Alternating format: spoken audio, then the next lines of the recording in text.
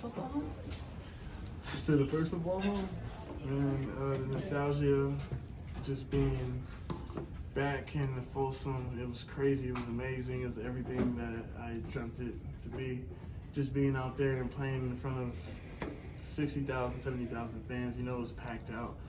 Like, shoot, they did it for home games even when we were losing when I played. So just thankful for the fan base. I didn't hear too much chatterboxing, just a little more people cheering me on, and I was thankful for that. It's probably obvious, but I mean, it must not have been hard at all for you to get up for this. Oh, Was it hard for you to get up for this game? oh no. In fact, I was up an hour earlier, went to work out, burn off some steam because I wanted to come in here. I kind of had butterflies, and just I wanted to settle myself in.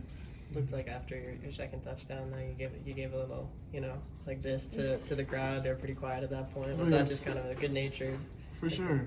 Just because I left some money out there, I feel as though like I had two balls that should have been catchable, that I should have caught, and I need to come down with, especially if Caleb's putting his trust into me. I got to contribute to the team and make sure I make the most of those moments. Is it real special because it's Dion, not even just Colorado, but your dad's friend? You know, how did that feel coming in? I mean, shoot, just Deion Sanders is a legendary player, legendary coach. I have a lot of respect for him. And he coached me in the All-American game, and even then, like, I was chopping it up about a couple things.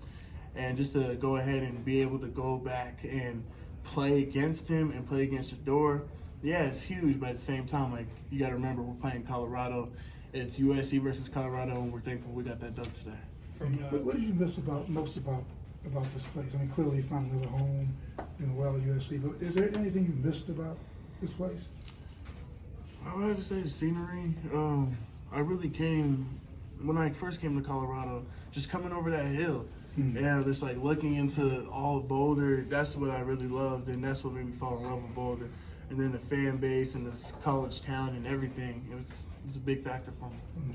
I think 7 touchdowns now in 5 games for you, something like that. Did you imagine or envision this level of success for yourself coming into this year? It's hard to say that I didn't. Of course, you want to say like, yeah, like, but of course I did. Like, I put in the work during the off season.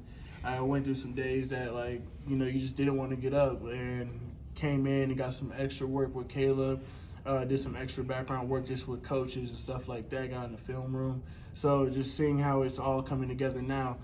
To say I'm surprised, no, but am I thankful? Most definitely. From an offensive standpoint, does it feel like you guys need to score 40 plus to win when it's kind of these high scoring games like that, or what's kind of the takeaway in that sense? Definitely not. I would have to say our defense played a hell of a half during the first half.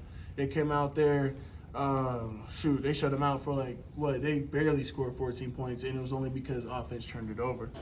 And I would have to say, like, during that second half, we came out sluggish too as an offense. If we can play 4 quarters of football as a team, as a unit, I think we can take this wherever we want to go. Did the Colorado defense do anything different in the second half?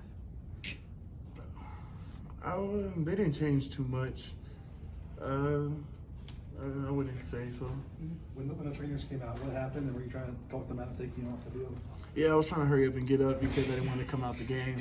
I was like, I had a stinger. I hurt my groin for a quick second. So I was just like trying to breathe it out and go ahead and get up. And they came rushing on because they thought that I got hit in the head.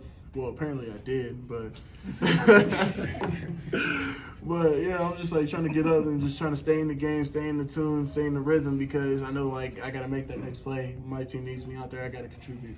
6 touchdowns for Caleb today. Are there times when you guys as receivers feel almost like, people generally take what he does for granted sometimes, or just, People definitely take what he does for granted, and it won't be until he leaves that people will really realize the greatness that they're watching and what they really get to come out here and see every single day.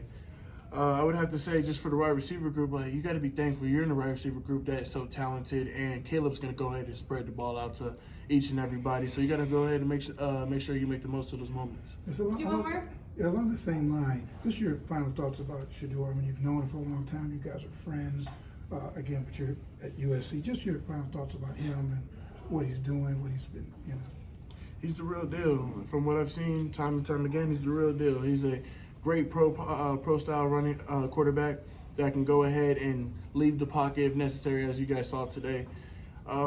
He makes the right decisions, right timing, right out the break. He throws the ball, and he gets the ball out of his hands so quickly, it gets our defensive line tired. And that was a huge factor in today's game. Thank you, Brendan. Thanks, Brendan. Thank you, guys.